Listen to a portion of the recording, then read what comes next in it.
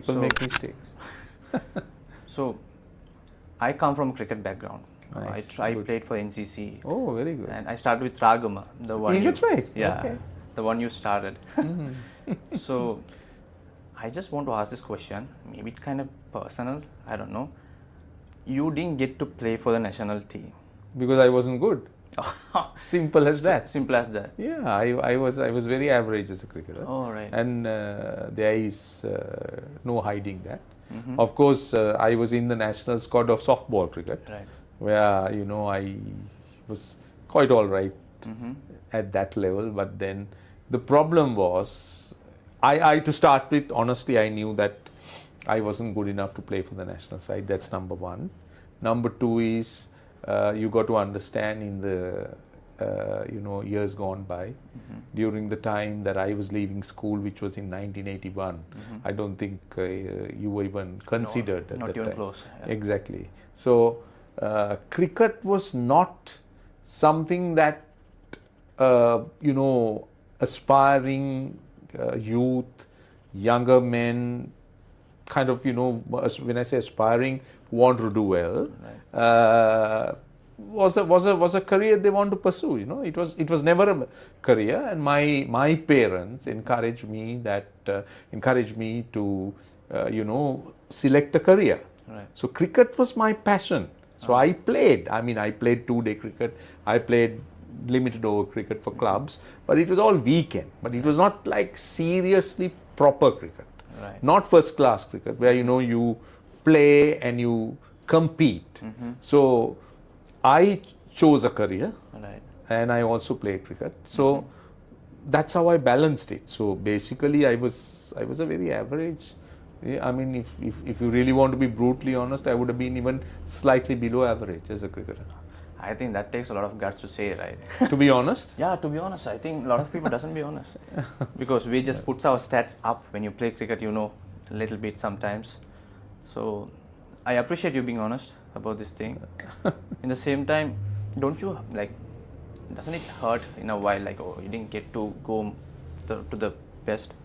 Well, in life, you win some, you lose some.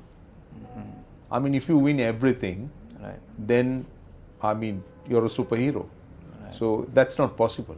So I won a fair bit, and I've also had my defeats. Right. So I have taken it in my strides, and I'm quite happy as to where I am. I don't want to complain, Right. because complaining wouldn't change anything. Right. So instead, I'm thankful to God for what I've achieved, and what contentment I have in life. So I'm okay. Talking about God, I read your story about the dark side you went when you were young. Which is, when you were young, Yes. I think 23 years old, Right. you're going to do something that going to be very, very bad decision. Yeah, I was going Right. to commit suicide. Yes. You can be blunt. Yeah, I was going- just coming around. I was going to commit suicide. That people know. I've said this before. I'll say it again, and I'll say it in the future also. Yes, I was going to commit suicide as a 23-year-old, because I just didn't know what to do. Because it was a time when I tried to do business when I didn't know B of business. And in a time where ₹1 million was a lot of money. Yeah. Basically the company got into a debt of about ₹1 million, Right. which was like, it was, I don't know, it was a mountain, and I just didn't know how to even, think of paying, because the average salaries those days would have been 1,000, 1,500, 2,000, maybe to the higher executives it could be maybe 10,000. So in an era where the average household is about 5 to 10,000, I'm trying to pay $1 million as a 23-year-old that was out. So yeah, I was certainly driven to that conclusion, and somehow God's grace was upon me that I was prevented from doing what I planned to do, and then we experienced a miracle where debtors, where people whom I owed, creditors came and gave us time to pay. Some people canceled the credit. Right. Then we've got money from different quarters to pay. So the debts were cleared, but it took a kind of a toll on me. It took some time, but with it, I thought that was my first point of giving my life to Christ, Right. because that is where I got to know Him, and I was led to Him by somebody who worked in my company. Yeah, one of your employees. Yes, Yeah. Mr. Abraham Ponnaya. I speak of him still with a lot of appreciation, because that was my first experience and first introduction to Christ proper. I was a Christian, nominal, I was more religious than spiritual. Right. So I suppose from being religious, I turned towards being spiritual. That was the start. That's a big difference, I think. Massive. Yeah. So I think, okay, what can I know exactly from suicide? What exactly made you think, okay, I'm not going to do it? No, I never thought I'm not going to do it. Okay. My aunt prevented me from doing it. Oh, really? Yeah, because okay. some reason she stayed back. She was going to go somewhere, and she stayed back.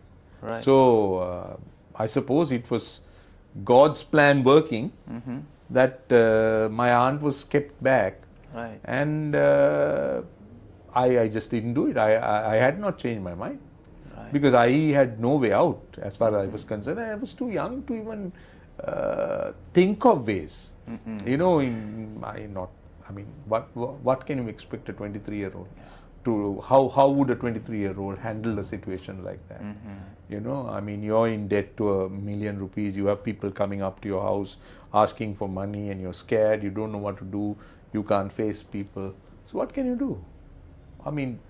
It's a very difficult situation. If you could just give us one sentence to people who are, because I'm 23 years old, in my age guys, most of them are debt because they try to do something new, because they don't have the experience or the proper knowledge, end up in a bad situation. So mostly debts and all. You can just give us one thing that, like a motivation or something, I would say. Well, if you see, your question has two sides to it.